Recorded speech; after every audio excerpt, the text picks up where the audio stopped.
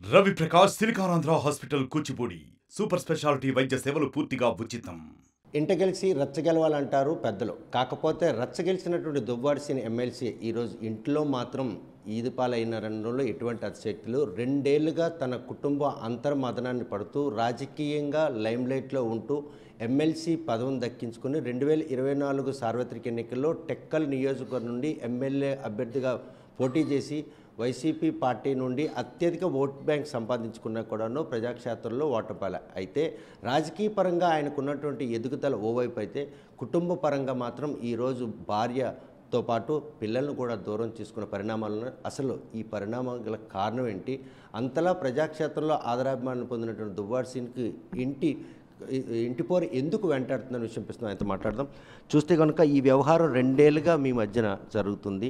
మీకు మీ భార్యకు ఉన్నటువంటి ఆ తగాదాల నేపథ్యంలో ఇంకొక మహిళ మీ జీవితంలోకి వచ్చే పరిస్థితుల్లో ప్రాణంగా అభిమానించి ప్రేమించి పిల్లల్ని అల్లారు ముద్దుగా పెంచిన పిల్లల్ని కూడా దూరం అయ్యారు. ఈరోజు వారిని చూడడానికి కూడా మీరు మనసు ఎందుకు అసలు ఆ పరిణామం?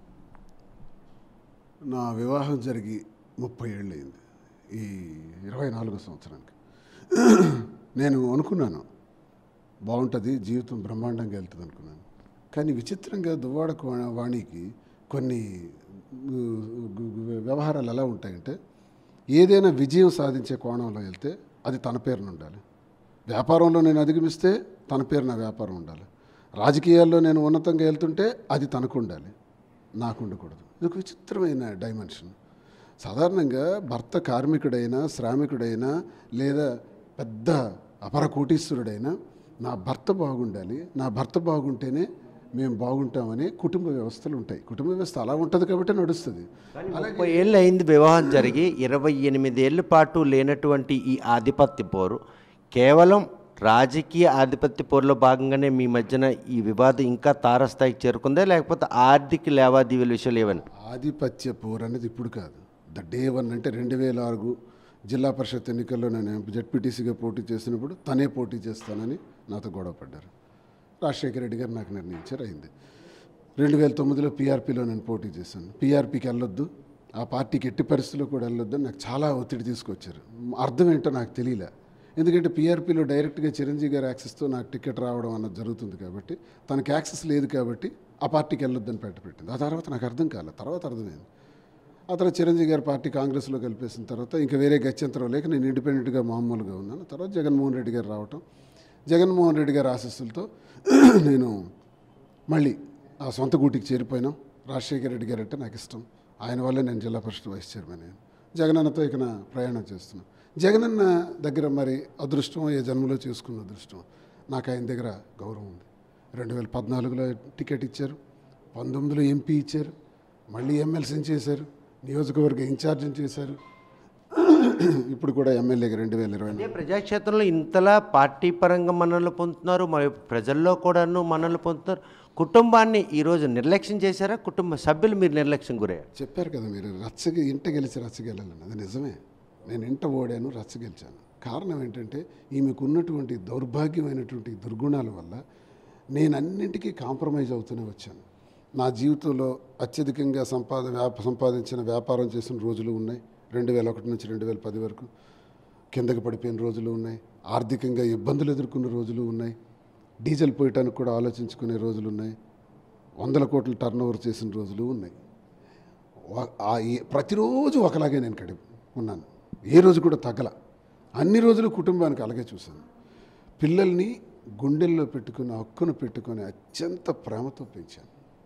నా పిల్లలంటే నాకు ప్రాణం. ఈరోజు ఎందుకు ఆ పిల్లల మీద అంత ద్వేషం? ఆ పిల్లల్ని ఒక ఉన్నత స్థాయికి తీసుకెళ్ళాలి, వాళ్ళకి బాగా చదివించుకోవాలని. ఇద్దరికి డాక్టర్స్ చేస్తే ఎంత ఆస్తి ఇచ్చామన్నది ముఖ్యం కాదు, ఎంత ప్లాట్ఫామ్, ఎంత గుడ్ ప్లాట్ఫామ్ ఇచ్చామన్నదే ముఖ్యం అన్నది నేను నమ్ముతాను. ఒక డాక్టర్ని చేస్తే వాళ్ళు ఎలాగైనా లీడ్ చేస్తారు లైఫ్.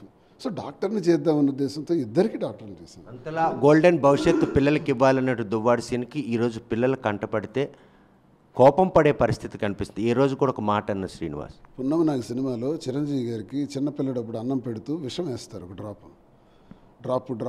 డ్రాప్ అలాగా నాగుపాము విషం వేసినప్పటికీ ఆయన యవ్వనం వయసు వచ్చినప్పటికీ ఆయన బాడీ మొత్తం నాగుపాము విషంతో నిండిపోతుంది. ఆయన ఎవరికి ఖర్చిన ఏదైనా చచ్చిపోతుంటారు. దీన్ని విషం పోయటం అంటారు. నేను రోజుకి 12-13 గంటలు పబ్లిక్లో ఉంటాను. రాత్రి వెళ్ళినప్పటికి 10-11 అవుతుంది. మళ్ళీ తెల్లారితే ఫీల్డే. 25 సంవత్సరాల నుంచి నా దైనందిన జీవితం అదే.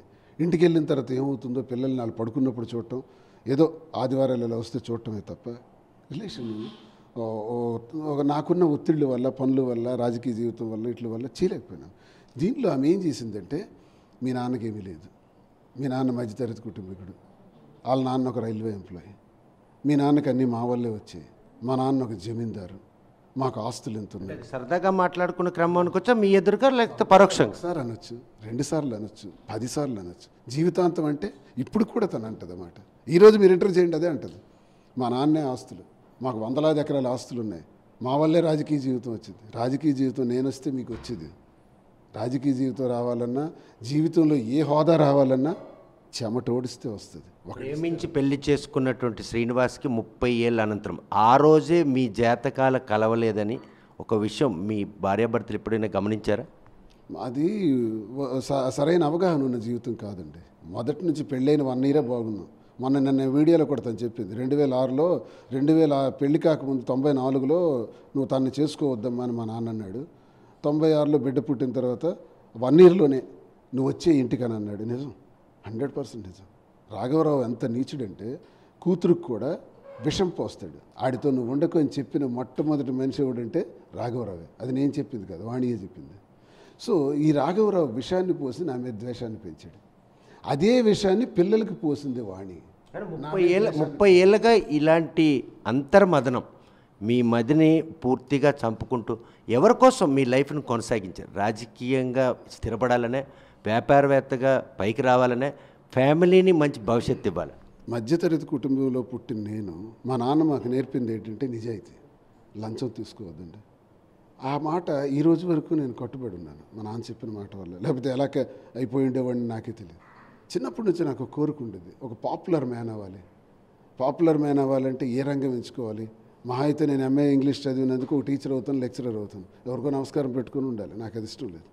కాబట్టి నేను పాపులర్ అవ్వాలంటే 1 సినిమా రంగం, 2 రాజకీయ రంగం అనుకున్నాను. సినిమా రంగం ప్రయత్నించాను, చాలా నసీబు దొరకలా. రాజకీయ రంగంలోకి దూరాను. చిన్నప్పటి నుంచే వ్యాపారాలు, 22వ సంవత్సరం నుంచే నేను వ్యాపారాలు. బాగానే ఉన్నా కూడా ఒక ఎమ్మెల్సీగా ఈరోజు ఒక వివాహేతర సంబంధం కారణంగానే పిల్లలు, భార్య మిమ్మల్ని చేదరించుకున్నారు, నిజమేనా? కాదండి, నేను 30 సంవత్సరాల నుంచి ఉన్న గొడవ అని చెప్పాను కదా. ఆమె చెప్పింది 96 నుంచి మాకు పడదని. ఏ వివాహేతర సంబంధం ఉండవల్ల రాఘవరావు 96లో వచ్చేయమన్నాడని చెప్పండి. ఆయనకి ఇల్లీగల్ కాంటాక్ట్స్ లేవని మాట కూడా ఒకటి చెప్పింది. మరి ఇల్లీగల్ కాంటాక్ట్స్ లేవు, 96లో మీ నాన్న ఎందుకు వచ్చేయమన్నాడు రాఘవరావు, ది సో కాల్డ్ రాఘవరావు? ఇప్పుడేంటి ఈ కథ? ఇప్పుడే ఇల్లీగల్ కాంటాక్ట్ 30 సంవత్సరాల తర్వాత వచ్చిందా? వివాహం అయిన తర్వాత 30 సంవత్సరాల తర్వాత ఇల్లీగల్ కాంటాక్ట్కి విలువ ఉంటుందా? ఆ మాటకి ఏమైనా గ్రావిటీ ఉంటుందా? దివ్వెల మాధురి ఎవరు? ఆమెకి మీకున్నటువంటి పరిచయం ఏంటి? ఆమెను అసలు మీకు ఎవరు పరిచయం చేశారు? ఆమె ముందేమైనా మీకు పరిచయస్తురాలా, లేకపోతే మీ కుటుంబానికి ఏమైనా ఫ్యామిలీ రిలేషన్? దివ్వెల మాధురి అంటే దివ్వెల గౌరయ్య గారు, సో కాల్డ్ అడ్వకేట్ వాళ్ళ కోళ్ళనే నాకు తెలుసు. అంతకుమించి నాకు తెలియదు. అమ్మాయి నేను ఎప్పుడు చూడలేదు, మాట్లాడలేదు. కానీ ఒకరోజు దువ్వాడ వాణియే మనకి ఈ అమ్మాయిని మనం తెచ్చి మండల్ కన్వీనర్ ఇవ్వాలి, ఈ అమ్మాయికి విపరీతమైనటువంటి క్రేజ్ ఉంది ఈ మహిళల్లో, భరతనాట్యం స్పెషలిస్టు, ప్రొఫెషనల్, విద్యార్థులు అందరూ ఉంటారు, మంచి గ్రిప్ ఉంది, ఓట్ బ్యాంక్ ఉంది, మనం తెచ్చుకుంటూ 2000 ఓట్లు కలిసి వస్తాయని తనే నాకు చెప్పి ఇంటికి పిలిచి ఆమెకు అధ్యక్ష పదవి ఇవ్వమని చెప్పి, నేను అన్నాను, ఈ అమ్మాయి కుటుంబపరమైన వ్యక్తి కదా, ఈ అమ్మాయి రాజకీయాలకు పనికొస్తుంది, వాళ్ళ కుటుంబ నేపథ్యం కూడా ఎలా చేయరే అని అన్నాను. అంటే లేదు, మాట్లాడాను నేను వాళ్ళ పేరెంట్స్తో, వాళ్ళ అత్తవారితో మాట్లాడాను అని. పోనీ ఓకే, నిర్ణయానికి వస్తే ఓట్ బ్యాంక్ మనకు వద్దా, పెట్టుకుందాం అన్నాను. ఓకే, వచ్చిన రోజు నుంచి అమ్మాయి యాక్చువల్గా బేసికల్గా యాక్టివ్, చాలా యాక్టివ్గా పనిచేసుకొని స్పీడ్గా వెళ్ళటం ప్రారంభించింది. బాగుంది పార్టీ. యాక్టివ్ శ్రీనివాస్ కనెక్ట్ అయ్యారా? అండి, నా రాజకీయాల్లో ఎంతోమంది, కొన్ని వేల మంది నా దగ్గరకు వస్తుంటారు, 100 మంది వస్తారు వెళతారు.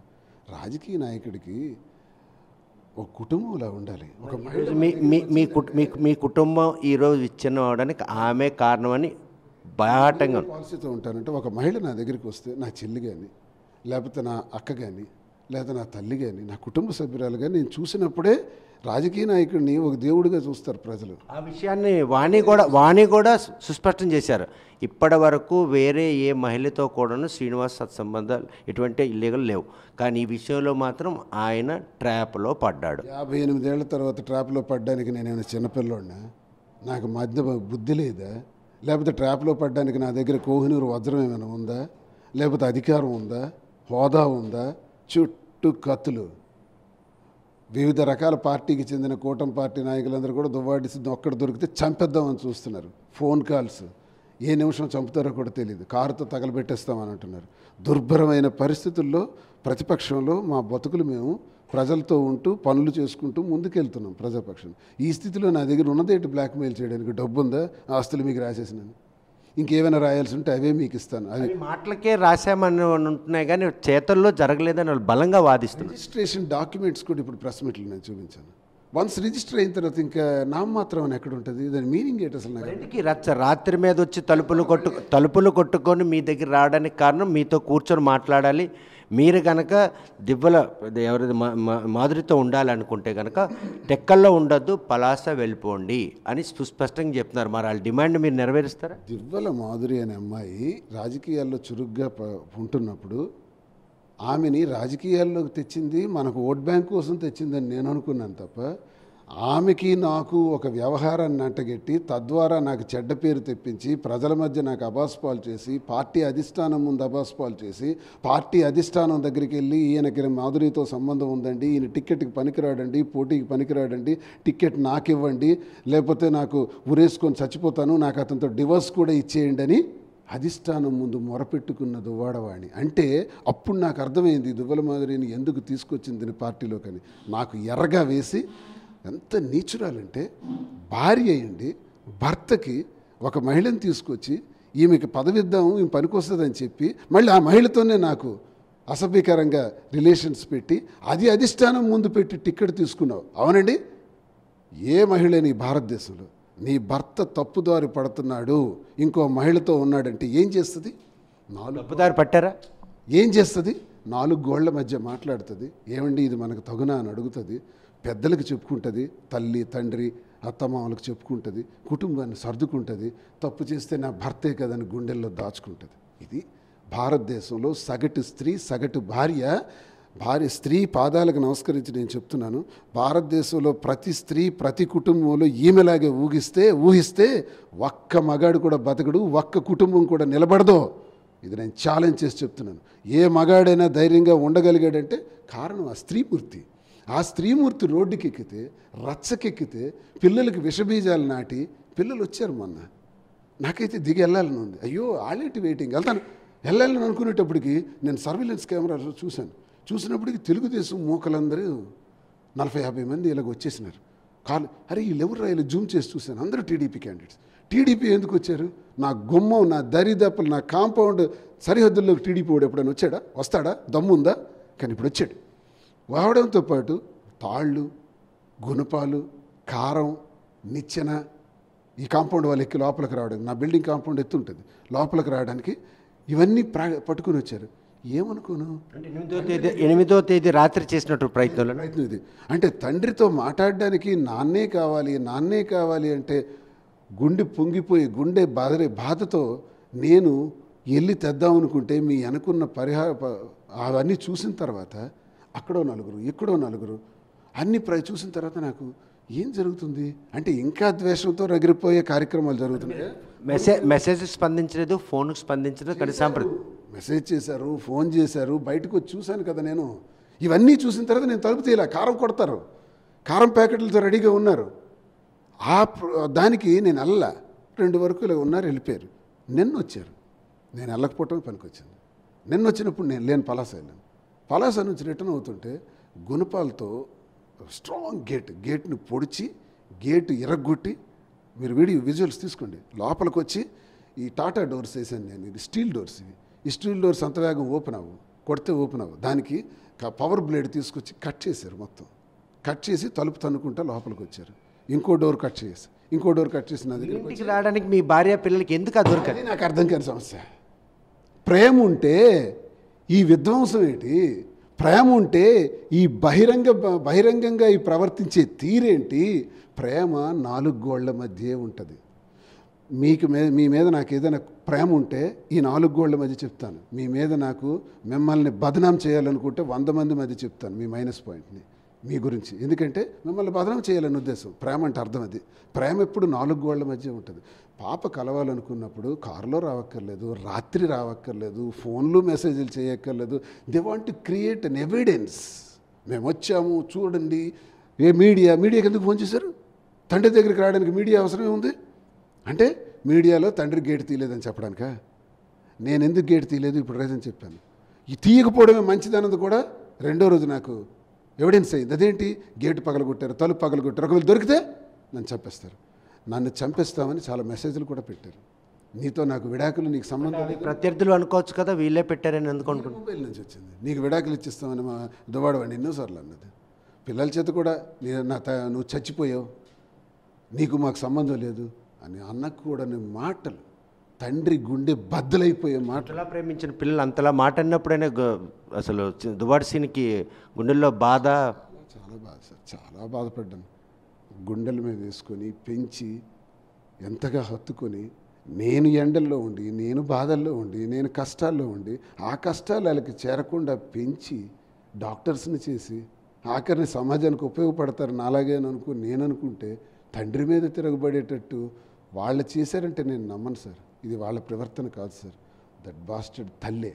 ఆ తల్లి దువ్వాడవాణి, దాని తండ్రి రాఘవరావు, వీళ్ళిద్దరే పిల్లల్ని నాశనం చేశారు. రాఘవరావు తన కూతురు దువ్వాడవాణిని నాశనం చేశాడు. రాఘవరావు దువ్వాడవాణి కలిపి నా కూతురుని నాశనం చేశారు. నా కూతుర్ని నామే తిరగబడేట్టు చేశారు. 80 సంవత్సరాల రాఘవరావు అడుగు వచ్చేస్తాడా ఇంటి మీదకి? నా ఇంటి మీదకి ట్రెస్పాస్ చేస్తాడా? నీకు ఇంటికి సంబంధం ఏంటి? మీరు మాకు ఆస్తులు ఇచ్చారు కదా అని చెప్పుకుంటున్నారు కదా. ఈ ఆస్తి ఎవరి పేరునుంది? నా పేరునుంది. ఎందుకు నా పేరును రాశారు? ఎప్పుడు ఇచ్చారో చెప్పండి. మీ నుంచి నాకు ఇది ఎలాగొచ్చిందో ఎవిడెన్స్ చేయండి. ఇప్పుడు మీరుంటున్న నీళ్ళు 6 కోట్ల రూపాయలు ఖర్చు పెట్టాను, అది రాఘవరావుదా? ఫ్యాక్టరీ 20 కోట్ల పైచిలుకు. వాళ్ళ ప్రయత్నం అంతా కూడా ఆస్తుల కోసం అంటారా, లేకపోతే ఆప్యాయతల అభిమానులు పోగొట్టుకుని పొందాలనుకుంటున్నారు? ఖచ్చితంగా ఆస్తుల కోసం. ఈ ఇల్లు కూడా పొందడం కోసం. ఓకే, ఇల్లు కూడా నేను ఇచ్చేయడానికి సిద్ధమే. నేను 6 కోట్లు ఖర్చు పెట్టి ఇల్లు కట్టిన ఇల్లులో మీరున్నారు హాయిగా. నేను ఎప్పుడూ ఉండలేదు. పగలేదో రాత్రికి వస్తాను, వెళ్ళిపోతాను. మీకోసమే కట్టాను. ఇప్పుడు ఉందామంటే లేదు. ఇంటికి తాళం వేస్తారు, నాకు రానివ్వకుండా చేశారు, నన్ను అబాస్పాలు చేశారు, అవమానం చేశారు, నా టికెట్ తీసుకున్నారు, రాజకీయంగా ఇండిపెండెంట్గా వేయాలనుకున్నారు.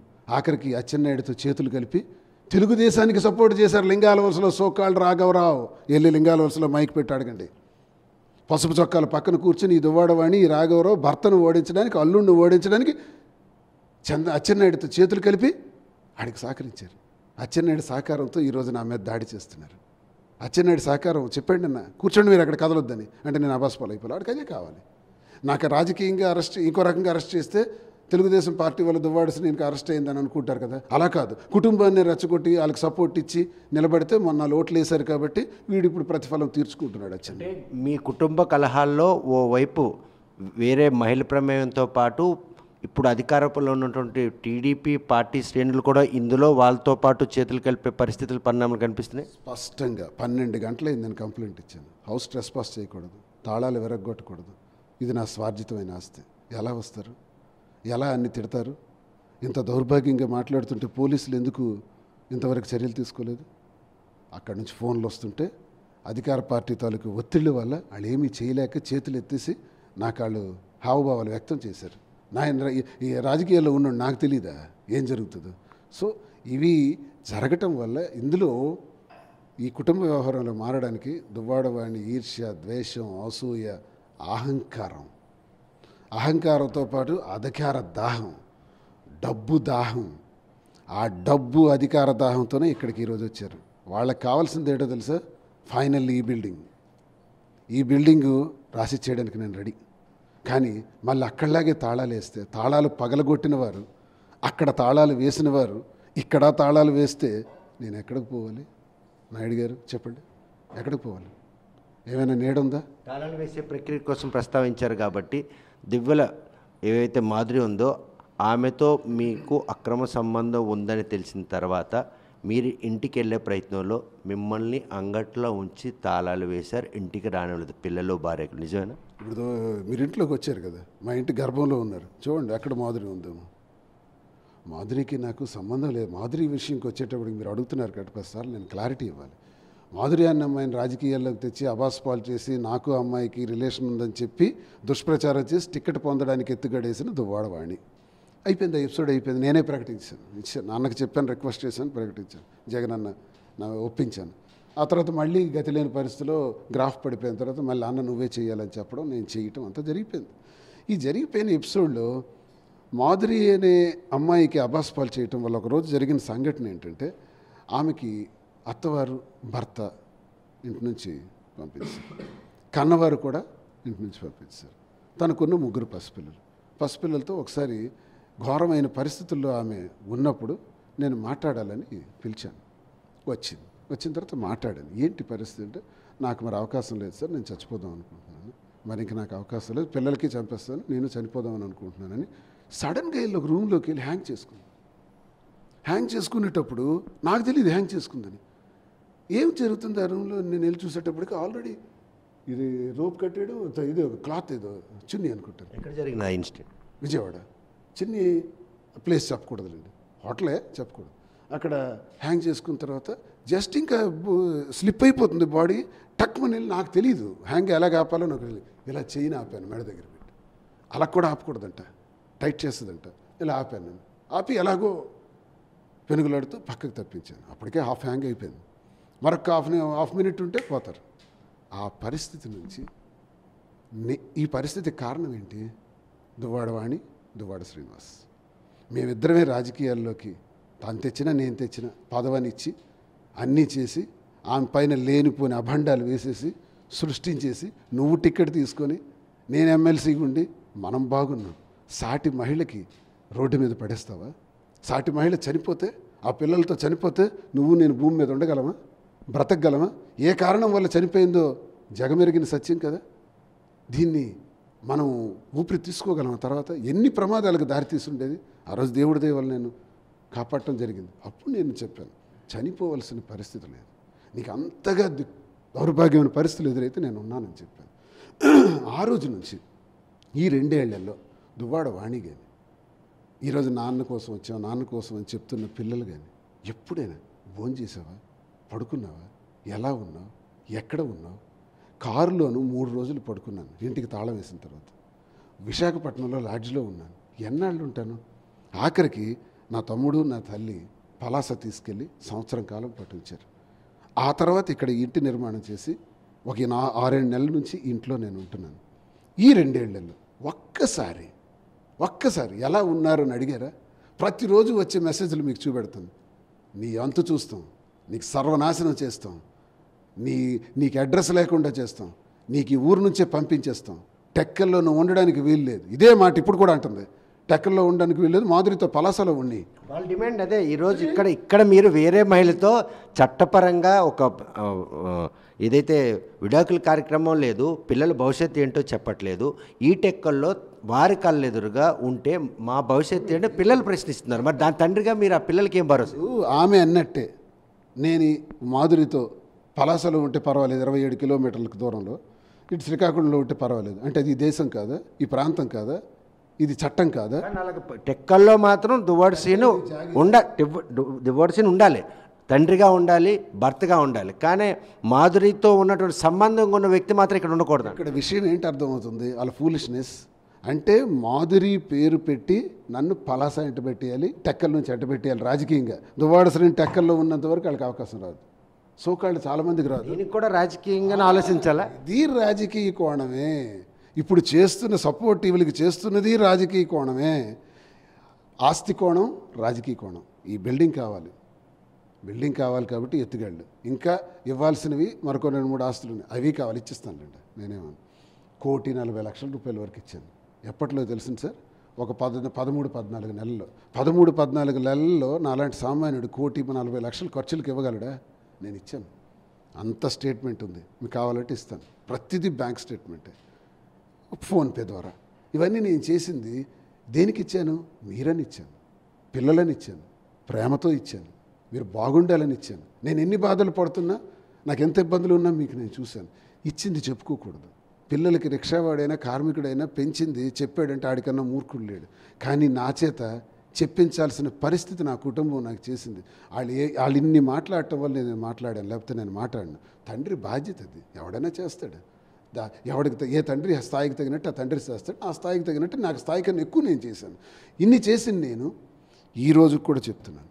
ఇప్పుడు ఇంత వ్యవహారం వచ్చినాక, నా ఇంటి తాళాలు పగలగొట్టిన తర్వాత, నా మీదకి దాడి చేయడానికి వచ్చిన తర్వాత, నాకు ప్రాణం మళ్ళీ ఇదివరకే నాకు డంబెల్ విసిరేసి నా ప్రాణానికి ముప్పు జరగాల్సి వచ్చింది. దువ్వాడవాడిని నా పైన డంబుల్ 2 చేతులతో విసిరింది. ఆ ప్రమాదం నుంచి బయటపడ్డాను. అంటే ఆమె వల్ల నాకు ప్రాణభయం కూడా ఉంది. ఆ ప్రాణభయానికి జడిసే నేను యాక్చువల్గా వచ్చాను కూడా, ఇంటికి వెళ్ళకపోవడానికి కూడా రీజన్, అదొక మెయిన్ రీజన్. ఇప్పుడు మళ్ళీ నాకు ఈ ప్రాణభయాలతో ఎందుకు బతకాలి, ఎంతకాలం ఉంటానో నాకే తెలియదు. ఈ శత్రువుల మధ్య ఎన్నాళ్ళు ఉంటానో తెలియదు. ఇంటి పోరు మీరు అన్నట్టు, ఇంటి రచ్చ గెలిచినా ఇంట గెలాలి, ఇంట గెలలేదు నేను. నా కుటుంబం ఒక విచిత్రం ఈ దేశంలో, ఈ భూమి మీద. ఈ విచిత్రంలో ఎవరైనా ఇష్టం లేకపోతే విడిపోతారు, ఇష్టం లేకపోతే ఇంకో వేరేగా ఉంటారు, ఇష్టం లేకపోతే ఇలాగ టార్గెట్లు పెట్టుకొని మాత్రం ఉండరు. టార్గెట్లు పెట్టి ఆడు ఎమ్మెల్యే ఇచ్చాడు, పదవులు ఇచ్చాడు, ఆస్తులు ఇచ్చాడు, డబ్బులు ఇచ్చి ఆడు ఎలాగుండి మాకు అనవసరం, నేను ఎలాగున్నా పర్వాలేదు అంటున్నారంటే ప్రేమ ఉన్నట్ట లేనట్ట. ఆస్తులు అధికారం కావాలి అంటున్నారంటే నేను అక్కర్లేదా ఉన్నట్టు, అక్కడ అవసరం అన్నట్ట. ఏంటి మీ టార్గెట్ ఏంటి, మీ క్వశ్చన్ ఏంటి, మీ డిమాండ్ ఏంటి నా మీద చెప్పండి ఇప్పటికైనా. చెక్కడం లేదా? కన్ఫ్యూజన్. ఎందుకంటే కావాల్సింది ఒకటి, బయటికి చెబుతున్నది ఒకటి. కావాల్సింది ఆస్తి, కావాల్సింది రాజకీయం. ఈ ఎమ్మెల్సీ కూడా ఇలా అదిగారు, నాకు ఎమ్మెల్సీ ఇచ్చేయాలని అన్నారు. నాకు టికెట్ జగనన్న ప్రకటించిన తర్వాత ఎమ్మెల్సీ మాకు ఇచ్చేయండి అన్నారు. ఏంటి దాని అర్థం? మరి ఎమ్మెల్యేగా టికెట్ నీకు ఇచ్చిన, నీకు నా నోటితో నేనే ప్రకటించాను, నువ్వు గెలాలని నేను కృషి చేశాను. 10 మెట్లు 100 మెట్లు దిగి 25 సంవత్సరాల కష్టాన్ని నీకు దారబోసాను. ఎందుకు? నువ్వు నా భార్యవనే, భార్య పిల్లలు బాగుండాలని.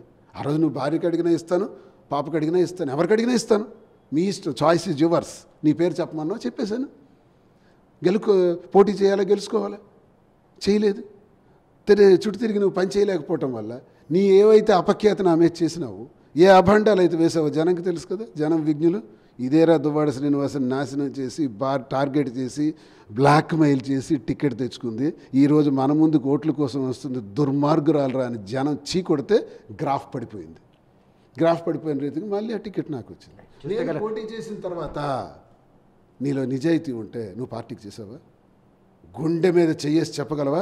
నీ తండ్రి రాఘవరావు నువ్వు చేశారా? లింగాల వలస ప్రజలు చెప్పగలరా? అచ్చెన్నాయుడు చెప్పగలరా చేయలేదని? చేసుకుని వచ్చి భర్తను ఓడించడానికి అన్ని ప్రయత్నాలు చేసి ఓడించేసి ఈ ఇంటికి వచ్చి ఇల్లు నాది ఇచ్చేయండి అంటే, మళ్ళీ నేను ఇస్తే, మళ్ళీ తాళం వేస్తే నేను ఎక్కడికి పోవాలి మహాప్రభు చెప్పండి. Duvvada Srinivas wife of Duvvada Vani. So next step, Duvvada Srinivas wife of Divvala Madhuri అనొచ్చా? లేదు. నాకు అమ్మాయికి ఉన్నది ఏంటంటే, కష్టంలో నాకు ఈ 2 ఏళ్ళు ఎవరు పట్టించుకోనప్పుడు భోజనం, నా సమస్య, నా కష్టాలని ఆమె దగ్గరుండి చూసింది. సమాజం ఆ విషయాన్ని ఎవరు కూడా పరిగణలు ఒక సంపన్న కుటుంబం చెందిన లైమ్లైట్లో ఉన్న ఎమ్మెల్సీ మీరు, పిల్లలు ఇద్దరు కూడా మేజర్సు, డాక్టర్సు, ఇంటెలెక్చువల్స్, వాళ్ళకి సమాజం మీద అవగాహన ఉంది. అటువంటి తరుణంలో ఆమె క్యారెక్టర్ని ఏ విధంగా సమాజంగా పరిచయం చేయబడదు? ఈ నిర్ణయం, నేను ఆమె కలిసి కలవటం, క్యాంపులు వెళ్ళటం, గుళ్ళకి వెళ్ళటం, ఆమె నాకు వంట తయారు చేసి పెట్టడం, ఇది మంచిదని నేను అంటోలా, తప్పే. సమాజానికి ఇది వ్యతిరేకమే, ఇట్ ఈస్ మోరల్గా వ్యతిరేకమే. ఆమెకు కానీ నాకు కానీ ఏ జీవితానికి కానీ ఇది సందేశంగా తీసుకోమని నేను ఎవరికి చెప్పట్లా. నా జీవిత పరిస్థితులు, నా కుటుంబ పరిస్థితులు నాకు అలా దాపురించాయి. ನನಗೆ చెప్పాను ప్రెస్ మీట్లో, నందమూరి తారక రామారావు గారు ఈ భూమి మీద ఒక దేవుడు, అతను కారణజన్ముడు. లక్ష్మీ గారి భారతి గారికి చేసుకున్నారంటే ఆయనకు అవసరమా? గతి లేక అంటే ఏంటి దాని అర్థం? ఆఖరి స్థితిలో ఒక సహకారం చేయుతుండే మనిషి కావాలని ఆయన చేసుకున్నారు తప్ప ఇంకే అవసరాల కోసం కాదన్నది అర్థం చేసుకోవాలి మనం. అలాగే అతనితో నేను ఉదాహరణ పోల్చుకోవడం కాదు, ఆయన దైవస్వరూపుడు, ఆయన నాకు ఇష్టం, నేను ఆయన అభిమాని. ఇప్పుడు పరిస్థితులు, పరిణామాలు మీకు అలాంటి సందర్భం తెచ్చాయి, కానీ విషమ సమస్య నుండి బయటపడడానికి ఒక మార్గం అంటూ సత్మార్గం ఎతికే పరిస్థితి. వాళ్ళతో మీకు విభేదం ఉన్నప్పుడు వారికి కావాల్సినటువంటి ఏవైతే ఆశలు కావచ్చు, మీ గురుతర బాధ్యత నిర్వర్తించిన తర్వాత ఆమెకు కూడాను ఈరోజు ఆమె కష్టాల్లో ఉంది, మీ వైఫ్ అండ్ హస్బెండ్ వల్లే ఈరోజు ఆమె తాలూకా క్యారెక్టర్ మీద మచ్చపడింది. వాళ్ళ భర్త వదిలేశారు. కుటుంబ సభ్యులు కూడా ఆవిడని పెడమకం పెట్టిన నేపథ్యంలో ఆవిడ ఈ పొడం మీద ఉండడానికి మీరు పరోక్షంగా దోహదపడ్డారు. ఆవిడకు ఒక పునర్జన్మ లభించింది అనుకోండి. దానికి ఒక సిస్టమేటిక్గా వెళ్ళుంటే ఈరోజు దువ్వాడ శ్రీనివాస్ ఇటువంటి చిక్కుల్లో ఇరుక్కుండేవారు కాదేమో. సిస్టమేటిక్ అంటే నాకు పరిస్థితులు అలా దాపరించాయి. ఎందుకంటే నాకు ఏ తోడు ఎవరు లేరు. అందరూ అనుకుంటారు దువ్వాడ శ్రీనివాస్ గట్టిగా మాట్లాడతాడు, ప్రశ్నిస్తాడు, తిరగబడతాడు, వాయిస్ పెద్ద. ఎస్, గుండె ధైర్యం ఉంది. కానీ ఇంట్లోకి వస్తే సమస్య ఉంది. ఈ సమస్యకి ఏం చేస్తాను? ఎవరో ఇప్పుడు ఆ పాప వండి పెడితేనే నేను తింటాను. వండి పెట్టకపోతే నేను వండుకోగలనా? ఎవరో ఒక మనిషి ఉండాలి కదా. ఎన్నాళ్ళు వండి పెడుతుంది? అలాగా దగ్గరుండి ఆర్గనైజ్ చేసి నాకు చేసింది. ఒకటి, అమ్మాయితో నాకు సంబంధం లేదని నేను చెప్పను, మేము తిరగలేదని నేను చెప్పను, మేము గెలిసాము, తిరిగాము, అన్నీ ఉన్నాయి. అలానే మాలో వివాహం జరగలేదు. చట్టపరమైన వ్యతిరేకమైన పనులు మేమేం చేయలేదు, చెయ్యం కూడా. కలిసి ఉన్నాం అంతే. జీవితం ఎలా ఉంటుందో, భగవంతుడు ఎలా నిర్ణయిస్తాడో, కాలం ఎలా నిర్ణయిస్తుందో నాకు తెలియదు. మీరు నిర్ణయాని కోసం వెయిట్ చేసే లోపు మీ నిర్ణయం కోసం ప్రపంచం ఎదురు చూస్తుంది. ఈరోజు మీ భార్య పిల్లలు కూడా ఎదురు చూస్తుంది. భార్య విషయంలో ఒకటే నిర్ణయం తీసుకున్నాను. ఇంత టార్చర్ 30 సంవత్సరాల తర్వాత, ఇప్పుడు మీడియాకి మీకు చెప్పిన ఈ టార్చర్ అనుభవించిన తర్వాత, ఇప్పుడు నేను అక్కడికి వెళ్ళినా నాకు సుఖం ఉండదు. మళ్ళీ చంపే ప్రయత్నాలు ఉంటాయి, మళ్ళీ వ్యక్తిత్వ హననం ఉంటుంది, మళ్ళీ అవమానాలు ఉంటాయి, మళ్ళీ సేమ్ లైఫ్. ఎన్నాళ్ళు ఉంటాను, ఎప్పుడు చంపేస్తారో నాకు తెలియదు. అటువంటి పరిస్థితుల్లో ఉన్నాం మేము ఇప్పుడు. ఈ తక్కువ ఎంతవరకు ఉంటానో నాకు తెలియదు. వయసు కూడా 58 సంవత్సరాలు. కానీ 30 ఏళ్ళ వివాహ జీవితంలో వాణిని పక్కన పెడితే 2 పిల్లలు ప్రాణంగా ప్రేమించారు. వాళ్ళు మంచి భవిష్యత్తు ఇచ్చిన ఒక మంచి తండ్రిగా కూడా పేరుగాంచారు. వాళ్ళ గురించైనా కూడా మీ నిర్ణయంలో మార్పు ఉండదు. ఇప్పుడు నేను చెబుతున్నా, ఈరోజు నేను ఏం తీసుకున్నానంటే నిర్ణయం, ఇంత జరిగిన తర్వాత మరి సుఖం లేదు కాబట్టి I'm going to give divorce ఇచ్చేస్తున్నాను. దానికి సంబంధించిన ఏర్పాట్లను జరిగిపోతున్నాయి. అలా అని నా పిల్లలకి అన్యాయం జరగనివ్వను. ఈగ వాలదు. ఈ నాన్న ఎప్పుడు ఉంటాడు వాళ్ళకి. ఈ నాన్న బతికున్నంత వరకు, ఊపిరి ఉన్నంత వరకు నా 2 పిల్లలకి గొడుగై కాస్తాడు. వాళ్ళకి ఇవ్వాల్సినవన్నీ ఇస్తాను. పెద్ద పాపకి పెళ్లి చేశాను. ఇంకా నేను ఆమెకి కొంత సహకరించాలి, చేస్తాను. అలాగే రెండో పాపకి పెళ్లి గ్రాండ్గా చేస్తాను. పీజీ చదువుతుందంటే పీజీ చదివిస్తున్నాను. ఏం కావాలంటే అన్నీ నాన్న చేస్తాడు. ఎక్కడ లోటు ఉండదు. నేను నాన్నే కదా. మీరు ఇప్పుడు ఆ పిల్లలు విషం నింపేయడం వల్ల వాళ్ళ బుర్రల్లో వాళ్ళ మాట తీరు అలాగుంది. కానీ వాళ్ళు అలా అనరు, అలా అనేవాళ్ళు కారు. వాళ్ళకి తెలియదు. పాపం ఆ విషయంతో వాళ్ళు మాట్లాడుతున్నారు. విషం పోసింది వాళ్ళ నాన్న వాణికి ఎలా పోస్ట్ చేయడో రాఘవరావు వాణికి వెళ్ళి పిల్లలకు పోసారు. ఆ విషయమే అందులో ఉంది. నేనేమంటానంటే ఎప్పటికేం తెలుసుకుంటారు. నేను అప్పుడు భూమి మీద ఉండొచ్చు, ఉండకపోవచ్చు. మా నాన్నకి మేము పొరపాటు చేసాం, తప్పు చేసాం, సమాజంలో అభాస్పాలు చేసాం, అవమానం చేసాం. తల్లి తండ్రి మధ్య 1,00,000 వ్యవహారాలు ఉంటాయి. పిల్లలు ఇన్వాల్వ్ అవ్వరు సాధారణంగా. మా నాన్న మా అమ్మ మాకెందుకు అనుకుంటారు. అమ్మ ఒకటే నాన్న ఒకటి అనుకుంటారు. ప్రశ్నించారు. అది వాళ్ళు కాదు, ప్రశ్నింపజేసింది. కాబట్టి తనకి డివర్స్ ఇచ్చేసి పిల్లలకు కావాల్సిన ఏర్పాట్లన్నీ చూసుకుంటాను. అందులో డాక్టర్ మొన్నటి వరకు 8వ తారీఖు వచ్చారన్నారు కదా. 7వ తారీఖు మెసేజ్, ఇది డబ్బులు పంపించాను, ఫోన్పే చేశాను. ఏం కావాలంటే ఇస్తాను, ఇప్పుడు ఇస్తాను. ఇప్పుడు నాకు మెసేజ్ పెట్టమని నేను ఇస్తాను, అవసరమంటే ఇస్తాను. నేను తండ్రినండి, ఎందుకు చేయను? It's my duty. అది ప్రజలెవరు కానీ ఎవరు కూడా ఆలోచించవలసిన అవసరం లేదు. అందరూ ఎదురు చూస్తున్న వాళ్ళందరికీ నా సమాధానం ఇది. నా పిల్లల్ని కంటికి రెప్పలా చూసుకుంటాడు ఈ నాన్న. చూస్తే కదా దువ్వాడ శ్రీనివాస్ 30 ఏళ్ళ తన వివాహిత జీవితంలో భార్యతో ఎన్ని వేధింపులు పడినా కూడాను పిల్లలకు మంచి భవిష్యత్తు ఇవ్వాలి, ఒక స్థాయికి రావాలన్న ఆయన శ్రమ ఫలించి ఈరోజు ఎమ్మెల్సీగా ఉంటాయి. ఈ నేపథ్యంలో కేవలం ఒక మహిళతో ఆమె అక్రమ సంబంధం అంటగట్టి ఆమె బజారు పాలు చేస్తున్న తన భార్య వైఖరిని తీవ్రంగా తప్పుపడుతున్నారు. పిల్లలకు మంచి భవిష్యత్తు ఇచ్చిన తండ్రిగా వాళ్ళకి భవిష్యత్తులో కూడా తండ్రిగా అండగా ఉంటాను, వారికి ఎటువంటి కూడాను అన్యాయం తలబెట్టే పరిస్థితి మాత్రం లేకుండా. మరోవైపు చూస్తే కనుక కేవలం ఆస్తుల కోసం మాత్రమే వీరు చేస్తున్నటువంటి ప్లాన్లో పిల్లలు కూడా తల్లి ట్రాప్లో పడ్డారు. ఈరోజు తన భవిష్యత్తును పూర్తిగా ఛిద్రం చేసినటువంటి వాణి విషయంలో మాత్రం తను ఆల్రెడీ నిర్ణయం తీసుకున్నాం, విడాకులకు కూడాను అప్లై చేసే పరిస్థితి ఉంది. పిల్లలకు మాత్రం ఆస్తులు పంపగానే కార్యక్రమాన్ని కూడా పూర్తి చేసాం. ఇటు వస్తే ఇక దివ్వల మాధురి విషయానికి వచ్చేసరికి మాత్రం ఆమె మా భార్యాభర్తల కారణంగా సమాజంలో ఒక అంటే ఒక ఆరోపణలు ఎదుర్కోవాల్సి పరిస్థితుంది. ఈ నేపథ్యంలో ఆమెకి మాత్రం పునర్జన్మ ఇచ్చిన నేపథ్యంలో ఆమెను మాత్రం ఒక స్నేహితురాలుగా పరిగణనలు తీసుకుంటాను.